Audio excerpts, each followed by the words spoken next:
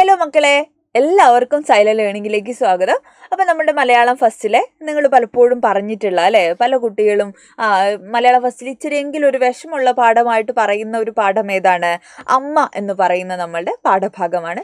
അങ്ങനെയൊന്നും ഇല്ല കേട്ടോ. നമ്മൾ രസമായിട്ട് വായിച്ചു കഴിഞ്ഞാൽ വളരെ ഈസി ആയിട്ട് നമുക്ക് തോന്നും. അതിലിപ്പോൾ എന്താണ് വിഷമം അല്ലേ തോന്നാനുള്ള കാരണം എന്താണ് ഇതിലുള്ളതെന്ന് എനിക്ക് മനസ്സിലായിട്ടില്ല. പക്ഷെ എന്നാലും അമ്മ എന്ന് പറയുന്നത് എന്താണ്, വളരെ രസമായിട്ട് നമുക്ക് വായിച്ചു പോകാൻ പറ്റുന്ന ഒരു കഥയാണ് അല്ലേ.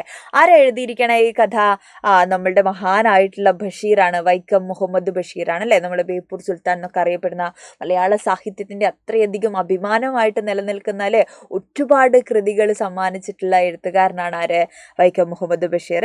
അദ്ദേഹത്തെക്കുറിച്ച് അറിയാത്തതായിട്ട് ആരും ഉണ്ടാവില്ല അല്ലേ. എന്താണ് പാത്തുമ്മയുടെ ആട്, ബാല്യകാല സഖി, പിന്നെന്താ ഒരുപാട് മതിലുകൾ, ഭൂമിയുടെ അവകാശി, ഇങ്ങനെ ഒരുപാട് കൃതികൾ മലയാള സാഹിത്യത്തിന് സമ്മാനിച്ചിട്ടുള്ള എഴുത്തുകാരനാണ്. അപ്പോൾ അദ്ദേഹം അല്ലെ എഴുതിയിട്ടുള്ള ഒരു ഓർമ്മക്കുറിപ്പ് എന്ന സമാഹാരത്തിലെ ആത്മകഥാംശമുള്ള കഥയാണ് അല്ലെ. തൻ്റെ ജീവിതത്തോട് ചേർന്ന് നിൽക്കുന്ന അല്ലെങ്കിൽ തൻ്റെ ജീവിതത്തിൽ നിന്ന് എടുത്തിട്ടുള്ള ഒരു ഏടാണ് നമ്മളുടെ ഈ കഥ എന്ന് നമുക്ക് പറയാം. ദൂരദേശത്തുള്ള മകന് അമ്മ എഴുതുന്ന കത്തിലല്ലേ ആ അമ്മയ്ക്ക് മകനോടുള്ള വാത്സല്യം നമുക്ക് കാണാൻ പറ്റുന്നുണ്ട്. അപ്പോൾ അമ്മയുടെ ആ കത്ത് പഴയ ഓർമ്മകളിലേക്ക് ബഷീറിനെ കൊണ്ടുപോവുകയാണ് കഥയിൽ അല്ലേ. അപ്പം വൈക്കം സത്യാഗ്രഹത്തിൽ പങ്കെടുക്കാനെത്തിയ ഗാന്ധിജിയെ കാണാൻ വിദ്യാർത്ഥിയായ ബഷീർ പോയതും, ഒടുവിൽ ഗാന്ധിയുടെ സ്വാധീനത്തിൽ ഖദർ ധരിച്ചതും, ഉപ്പ് സത്യാഗ്രഹത്തിൽ പങ്കെടുക്കാൻ പോകുന്നതും, ജയിൽ ശിക്ഷ അനുഭവിക്കുന്നതൊക്കെ അല്ലേ. അങ്ങനെ കഠിനമായിട്ടുള്ള ഓരോ ജീവിതാവസ്ഥയിലൂടെ ബഷീർ കടന്നു പോകുന്നു അല്ലേ. അങ്ങനെ മാനസികമായിട്ടും ശാരീരികമായിട്ടും നേരിടുന്ന ഒരുപാട് പ്രതിസന്ധികളെ കുറിച്ച് പാഠത്തിൽ പറയുന്നുണ്ട്. വീട് വിട്ടുപോയ ബഷീറിനെ കാത്ത് എല്ലാ ദിവസവും ചോറും കറിയും വെച്ച് കാത്തിരിക്കുന്ന വാത്സല്യനിധിയായ അല്ലെ അമ്മ എന്ന് പറയുന്ന ഒരു സങ്കല്പത്തെയൊക്കെ എന്ത് ചെയ്യുന്നുണ്ട് നമ്മുടെ കഥയിൽ നമ്മൾ കാണുന്നുണ്ട് അല്ലേ.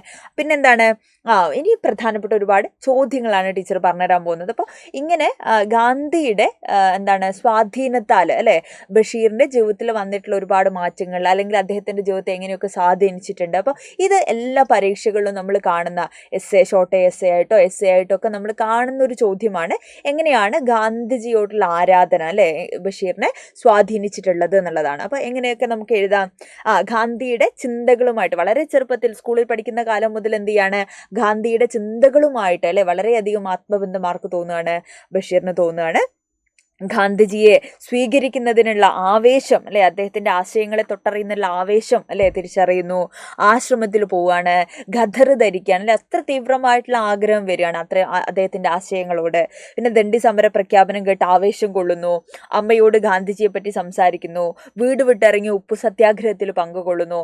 നിരാഹാരം അല്ലെ, സത്യാഗ്രഹ സമരം എന്നീ ഗാന്ധിയൻ സമരപാതകൾ സ്വീകരിക്കുന്നു. ഹിംസ ഉപേക്ഷിക്കാൻ തയ്യാറാകുന്നു അല്ലെ. അപ്പൊ ഇങ്ങനെ വളരെ ചെറുപ്പത്തിലെ തന്നെ എന്ത് ചെയ്യുന്നുണ്ട്, ആ സാമൂഹ്യ സാഹചര്യങ്ങളോട് വളരെ ശക്തമായ രീതിയിൽ പ്രതികരിച്ചിട്ടുള്ള അല്ലെ, അതായത് മാതൃകാപരമായി പ്രതികരിച്ചിട്ടുള്ള ഒരാളായിരുന്നു ആര്? ബഷീർ. ഗാന്ധിജി അല്ലെ ഇന്ത്യയുടെ അഭിമാനവും ആവേശവുമാണ് എന്ന് ബഷീർ തിരിച്ചറിയുന്നുണ്ട് അല്ലെ. എഴുതുന്നുണ്ട് അദ്ദേഹം ഒരുപാട് രചനകളിൽ അദ്ദേഹം പറയുന്നുണ്ട്. ഗാന്ധിജിയെ തൊട്ടു നോക്കിയപ്പോഴുള്ള ഒരു അനുഭവത്തെക്കുറിച്ചൊക്കെ മനോഹരമായിട്ട് നമ്മുടെ കഥയിൽ പറയുന്നുണ്ട് അല്ലേ. ഗാന്ധിജിയെ തൊട്ടില്ലെങ്കിൽ മരിച്ചു പോകുമെന്ന ചിന്തയിലൂടെ അല്ലേ അത്രയും എന്താണ് ഗാന്ധി ബഷീറിന്റെ ജീവനായി തീരുന്നുണ്ട്. പിന്നെന്താണ്, നിങ്ങൾ പഠിച്ചിട്ടില്ലേ, നമ്മൾ വള്ളത്തോളിൻ്റെ ഒരു കവിത നിങ്ങൾ പഠിച്ചിട്ടുണ്ടാവും, എൻ്റെ ഗുരുനാഥൻ. കഴിഞ്ഞ വർഷം 8ാം ക്ലാസ്സിൽ പഠിക്കാനുണ്ട് അല്ലേ. അപ്പോൾ ഈ ഒരു കവിതയൊക്കെ നൽകുന്നത് ആ ഒരു കാലഘട്ടത്തിൽ ഗാന്ധി എന്ന് പറയുന്നത് ഒരു ആശയമായിരുന്നു അല്ലേ. ആളുകളൊക്കെ അത്ര തീവ്രമായ രീതിയിൽ എന്ത് ചെയ്തിരുന്നു, ആളുകളെ ഗാന്ധിയുടെ ആശയങ്ങളും അദ്ദേഹത്തിൻ്റെ ജീവിതവും അല്ലെ ഒക്കെ സമര രീതികൾ പോലും എന്ത് ചെയ്തിരുന്നു, സ്വാധീനിച്ചിരുന്നു എന്നാണ് കേട്ടോ. അപ്പോൾ ലക്ഷ്യം നേടാനുള്ള ആത്മാർത്ഥമായിട്ടുള്ള ശ്രമം, അതിനുവേണ്ടി മരിക്കാൻ പോലും തയ്യാറാകുന്ന അല്ലെ ഗാന്ധി ബഷീറിന് എല്ലാ കാലത്തും എന്താണ് മാതൃകയും പ്രചോദനവും ഒക്കെ ആയിരുന്നു കേട്ടോ.